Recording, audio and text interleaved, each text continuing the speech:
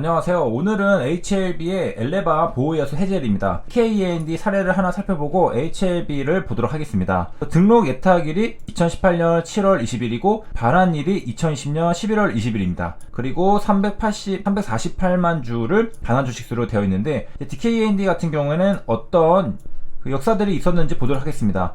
딱히 이제 DKEND를 선택한 이유는 없고요. 그냥 눈에 보이니까 했습니다. 다른 종목들로 해도 되는데 DKEND로 했습니다. 2018년 11월 6일에 투자 설명서가 이제 나오게 됩니다. 최대 주주랑 특수관계자를 합쳐가지고 보호예수 기간이 설정이 되어 있는데 상장 후 2년이 잡혀 있습니다. 요거 지분율을 대충 합치면은 한 30% 정도가 넘죠. 3% 정도 되네요. 그래서 이게 2018년이니까 지금 2년이 지났죠. 그래서 보호예수 기간이 풀렸다라는 것을 확인할 수 있는데요. 그래서 요거 풀리고 나서 이제 남은 것은 요거 4년짜리인 5만 주가 있습니다. 이건 우리사주 조합이고요.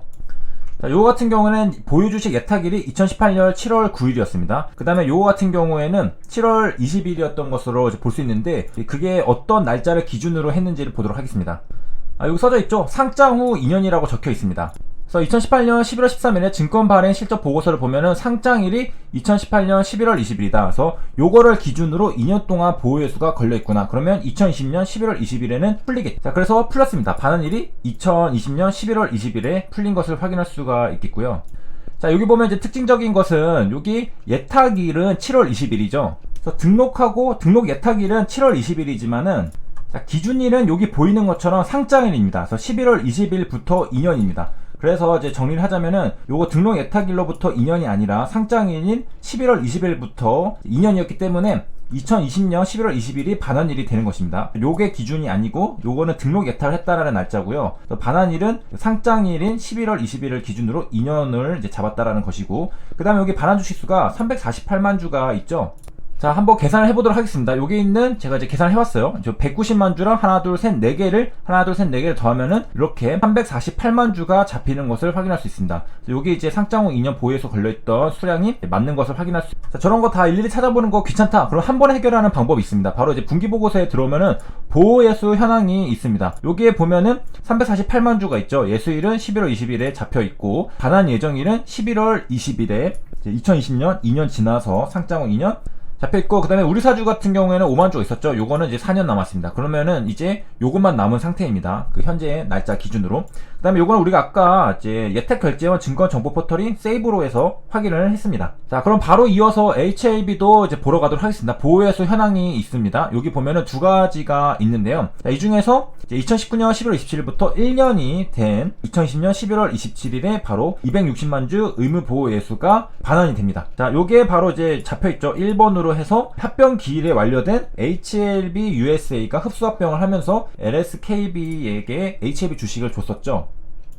정확하게는 이제 그 주주들에게 준 겁니다. 그래서 그게 의무보호예수가 1년이 잡혀 있었던 건데 그게 이제 해제가 된다는 것이고, 그 날짜가 바로 반환 예정일인 12월 27일 오늘이라는 사실입니다. 요거 풀리고 나면은 이제 남은 거는 26만 주, 요게 비하면은 뭐 10% 정도밖에 되지가 않죠. 근데 보면은 이제 금액이 굉장히 비슷합니다. 앞자리가 똑같죠. 260938까지 똑같죠. 요거는 10%로 계산한 걸 알 수 있는데 어디서 생겨난 거냐? 바로 무상증자, 10% 무상증자를 했었잖아요. 그렇기 때문에 요것도 마찬가지로 이제 보호예수 기간이 잡혀가지고 이거는 그 첫 번째 있는 260만 주에서 파생된 거잖아요. 그렇기 때문에 이것도 같이 보호예수 기간이 똑같이 11월 26일까지 해서 27일에 둘 다 풀립니다. 그래서 1번, 2번 둘 다 이제 같은 데서 나온 합병으로 인한 주식이었고, 요거는 무상증자, 요거는 합병으로 인해서, 그래서 이 대가로 지불한 건데 이게 다 풀리게 됩니다. 자, 이렇게 해서 이제 알아봤고요. 자, 그 다음에 이제 SCM 생명과 홈페이지를 들어가려고 했는데 요게 허용 접속량을 초과했습니다. 그러니까 굉장히 많은 투자자들이 지금 홈페이지 접속을 시도하고 있기 때문에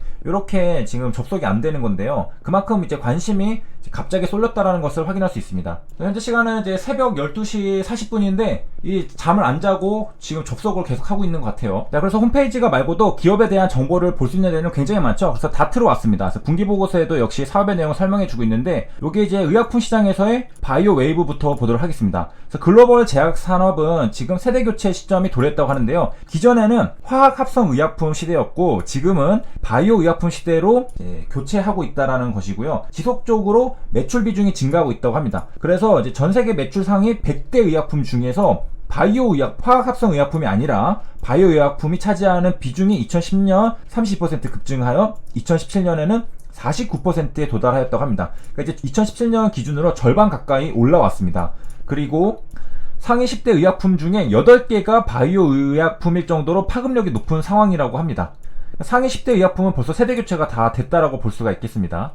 자, 그리고 이러한 사실을 이제 말해주는 이유는 우리가 바로 바이오 의약품 사업을 하고 있다라는 것이죠. 하지만 이제 단점도 있는데 아직은 그 세대 교체를 하는 중이기 때문에 가격 경쟁력에서는 합성 의약품에 비해서 열이라고 합니다. 이거는 이제 지속적인 R&D 개발로 제조 공정 개선 이런 걸 통해서 가격 경쟁력을 갖추게 되면은 이제 부가가치를 창출할 수 있을 거로 판단하고 있다고 하고요. 자, 그다음에 SCN 생명과학의 지금 사업 영역을 이제 보면요, 성체 줄기세포, 유도 만능 줄기세포, T세포, 그리고 수지성 세포가 있는 것을 확인할 수 있습니다. 그래서 저번 시간 영상에서는 이제 CAR-T 세포에 대해서 설명을 드렸었죠. 자, 이번 시간에는 성체 줄기세포를 보도록 하겠습니다. 자, 그 전에 현재까지 허가받은 7개의 성체 줄기세포 치료제 중에서 4개의 품목이 한국 제품이라고 합니다. 그러니까 절반 이상이 한국 제품이라는 겁니다. 그만큼 한국은 이제 세계 최고의 경쟁력을 가지고 있다라고 이제 볼 수가 있겠고요.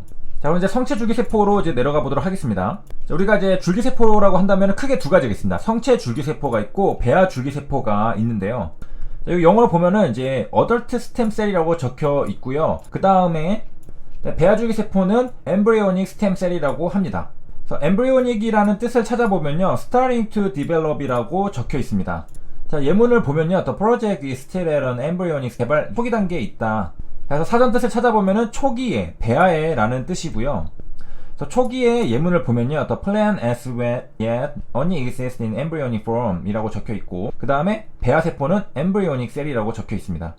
그래서 이제 adult stem cell이랑 embryonic stem cell은 two counterparts of stem cell이라고 적혀 있습니다. 그러니까 크게 두 가지로 이제 구별이 된다는 건데, 우리가 이제 배아, 초기라는 뜻입니다. 배아로 가면은 와닿지 않지만 초기라고 생각하면 되겠고요. 성체는 adult잖아요. 다 큰 겁니다. 그래서 얘는 좀 큰 거, 얘는 초기 단계 줄기세포라고 생각하시면 되겠습니다. 이제 줄기세포는 어디다 쓰는 거냐? Can be used for the regeneration of organs라고 적혀 있죠. 그러니까 자, regeneration이라는 것은 바로 재생을 뜻하게 됩니다.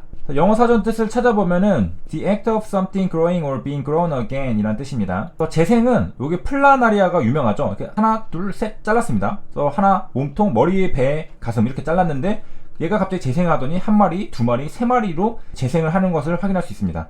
재밌는 사실은 재생이라는 능력 자체가 이제 간단하고, 그러니까 능력은 체제가 간단하고 계통적으로 진화의 정도가 낮은 것일수록 강하다고 합니다. 그래서 지렁이 같은 거, 도롱뇽, 불가사리 이런 것들은 이제 재생을 잘 한다는데 사람은 재생을 잘 못하죠. 계속 이어가면은 이제 어덜트 스템셀에 대해서 최근에 이제 발견들이 있었는데 플라스트셀리가 이제 발견됐습니다. 그래서 뜻은 the quality of being soft enough to be changed to a new shape이라고 적혀서 이제 change라는 것을 기억하시면 됩니다. 자, 바로 이제 한국말로 가소성이라는 뜻입니다. 여기 보면은 이제 플라스틱이라는 단어가 보이죠? 우리가 성형수술은 플라스틱 서저리라고 합니다. 가소성 뜻을 보면은 이제 고체에 외력을 가하여 변형을 일으켰을 때에 외력을 제거한 후에도 그로 인해 생긴 비뚤어짐이 그대로 남는 현상. 그러니까 성형수술했는데 다시 원래 얼굴로 돌아오면은 그건 문제가 있죠. 그러니까 성형수술은 이제 외력을 가해서 우리의 뭐 골격을 바꾸던가 외모를 바꾼 다음에 그 비뚤어진, 그러니까 비뚤어졌다기보다는 성형수술로 해서 올바르게 예쁘게 교정해준 거죠. 그게 그대로 남는 게 바로 이제 성형수술, 플라스틱 서저리인데 요 가소성에도 여기 플라스티셀이라고 씁니다. 그래서 앞에 어원이 좀 비슷한 거고요. 우리가 이제 가소성은 흔히 이제 기억, 학습 등 뇌 기능의 유연한 적용 능력을 나타낼 때 많이 쓰죠. 그래서 뇌 가소성으로 이제 많이 말을 합니다. 그래서 뇌 가소성, 그리고 우리가 이제 점토 같은 걸 생각하면은 이해가 쉬운데요. 우리가 주물럭주물럭해서 모양을 바꾸면은 그게 그대로 유지되죠. 요런 것들을 이제 이런 성질을 가소성이라고 합니다. 뭐 찰흙, 점토 이런 것들 변형한 다음에 바뀌지 않죠. 그래서 성체 줄기세포도 이제 간단하게 이제 살펴보고 있는데요. 홈페이지 열리면은 같이 버무려서 더 깊게 자세하게 다뤄보도록 하겠습니다. 시청해주셔서 감사합니다.